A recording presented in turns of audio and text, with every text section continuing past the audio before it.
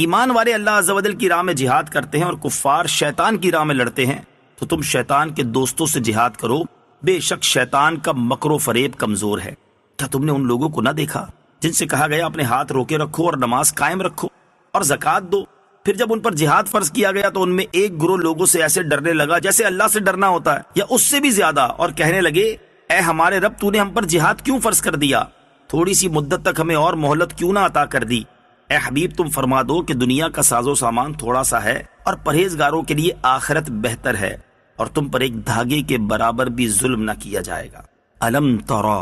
کیا تم نے نہ دیکھا؟ اس آیت مبارکہ کا شان نزول یوں ہے کہ مشرکین مکہ مکرمہ میں مسلمانوں کو بہت ایذائیں دیتے تھے۔ ہجرت سے پہلے صحابہ کرام رضی اللہ تعالیٰ عنہم کی ایک جماعت نے تاجدار رسالت صلی اللہ تعالیٰ علیہ وسلم کی خدمت میں عرض کی کہ آپ ہمیں کافروں سے لڑنے کی اجازت دیجیے، انہوں نے ہمیں بہت ستایا ہے اور بہت ایذائیں دی ہیں۔ حضور انور علیہ الصلوۃ والسلام نے فرمایا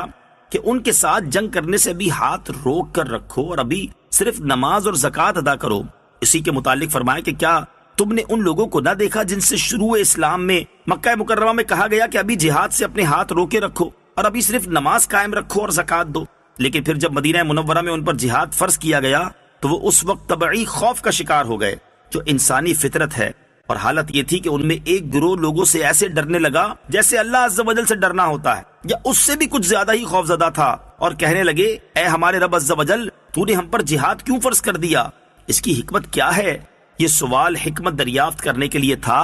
اعتراض کرنے کے لیے نہیں۔ اسی لیے ان کو اس سوال پر توبیخ و زجر نہ فرمایا گیا بلکہ تسلی بخش جواب عطا کرتے ہوئے فرمایا گیا کہ اے حبیب صلی اللہ تعالیٰ علیہ وآلہ وسلم تم ان سے فرما دو کہ دنیا کا ساز و سامان تھوڑا سا ہے، فنا ہونے والا ہے، جبکہ پرہیزگاروں کے لیے آخرت تیار کی گئی ہے اور وہی ان کے لیے بہتر ہے، لہذا جہاد